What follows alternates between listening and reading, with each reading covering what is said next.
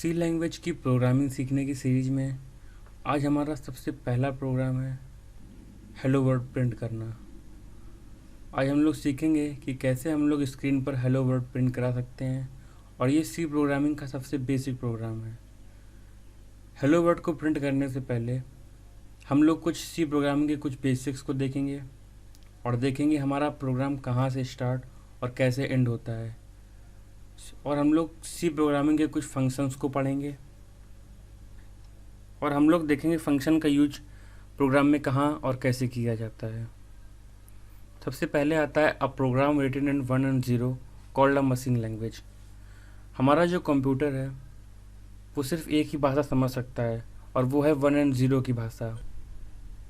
हम लोग जो सी लैंग्वेज में प्रोग्राम लिखते हैं वो एक हाई लेवल लैंग्वेज में होता है और हमारा कंप्यूटर हाई लेवल लैंग्वेज को नहीं समझ सकता, इसलिए हाई लेवल लैंग्वेज को मशीन लेवल लैंग्वेज में कन्वर्ट करने के लिए हम लोग कंपाइलर यूज करते हैं।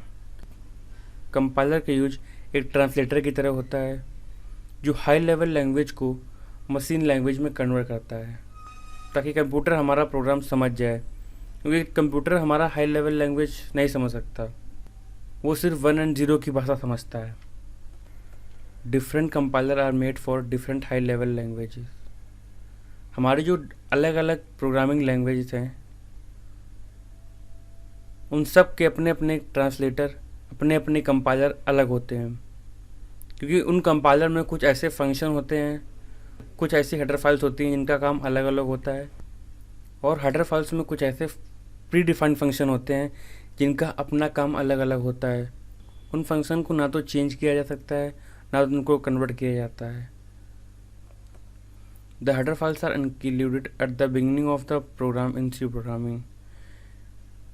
C programming में हम लोग जो हेडर फाइल्स है उनको बिगनिंग में ही इंक्लूड करते हैं, क्योंकि जो हमारी हेडर फाइल्स हैं वो हमारे प्रोग्राम के साथ साथ कंपाइल होती हैं, और हम लोग जो प्रोग्राम में फंक्शन डिक्लेयर करते हैं कुछ ऐसे फंक्शन भी होते हैं जो प्री डिफाइंड होते हैं और वो हेडर फाइल्स में रखे होते हैं। उनका काम हमारे कंपाइलर को पहले से ही पता होता है कि हमें क्या करना है। और कुछ ऐसे ही हेडर फाइल्स हैं studio.h और conio.h जो इम्पोर्टेंट हेडर फाइल है सी प्रोग्राम में। Program execution start from main function.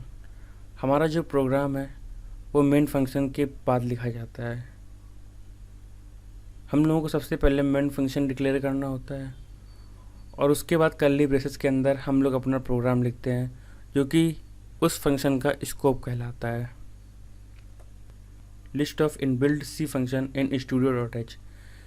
ये कुछ फंक्शन है जो studio.h में पहले से ही प्री डिफाइंड है और इन सभी फंक्शन का अपना अपना काम अलग होता है, जैसे scanf और printf। ये दो इम्पोर्टेंट फंक्शन है studio.h के, और हम लोग जब भी कोई फंक्शन लिखते हैं तो उसके आगे हम लोग पैरेंथेसिस का यूज़ करते हैं जो studio.h के अंदर पहले से ही प्री डिफाइंड है। हमारे जो दूसरी इम्पोर्टेंट हेडर फाइल है वो है conio.h, और इसमें भी कुछ इम्पोर्टेंट फंक्शन आते हैं जैसे कि है क्लियर स्क्रीन, गेट चे, text colour, text background. Clear screen का काम होता है कि जो हमारा प्रीवियस आउटपुट है उसको क्लियर करता है। Get its read character from keyboard. Get हमारा जो प्रोग्राम कंपाइल होकर आता है वो उस स्क्रीन को होल्ड करके रखता है, और जब तक कीबोर्ड से कोई कैरेक्टर नहीं ले लेगा तब तक वो स्क्रीन को होल्ड करके रखेगा। गेट का काम होता है its read character from keyboard and encodes to output screen. Get का काम भी स्क्रीन को होल्ड करके रखना होता है, जब तक कीबोर्ड से कैरेक्टर नहीं ले लेगा तब तक गेट हमारे स्क्रीन को होल्ड करे रहेगा, और जो हम लोग कैरेक्टर इसको देंगे वो उस कैरेक्टर को भी प्रिंट कर देगा और स्क्रीन को भी हटा देगा।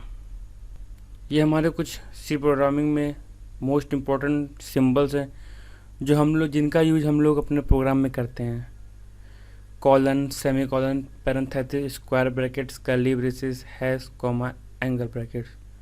कॉलन का यूज हम लोग लेवल के लिए करते हैं, किसी प्रोग्राम में यूजफुल फॉर लेवल।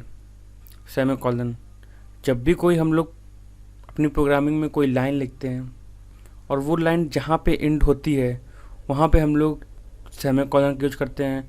सेमीकोलन हमारे कंपाइलर को बताता है कि यहाँ से हमारी लाइन एंड हो गई है। पैरेंथेसिस का यूज हम लोग किसी भी एक्सप्रेशन या फंक्शन के डिक्लेयर करने पर करते हैं। कोई भी फंक्शन है उसके आगे हम लोग पैरेंथेसिस का यूज ज़रूर करते हैं।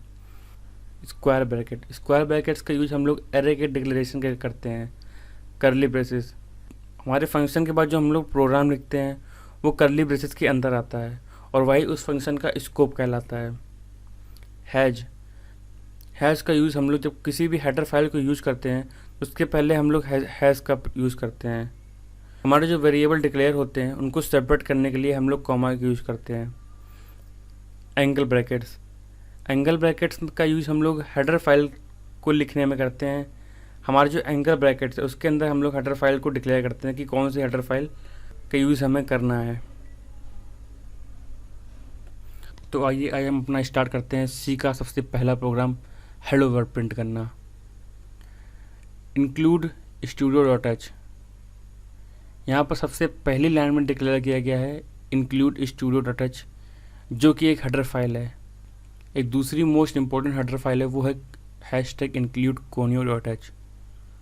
ये दोनों एक हेडर फाइल्स हैं और ये हमारे प्रोग्राम के साथ साथ कंपाइल होंगे और इन हेडर फाइल्स में हमारे कुछ प्री डिफाइंड फंक्शन होते हैं और जिनका काम अलग अलग होता है। इन हेडर फाइल्स में हमारे कुछ फंक्शन पहले से ही प्री डिफाइंड होते हैं, इसलिए हम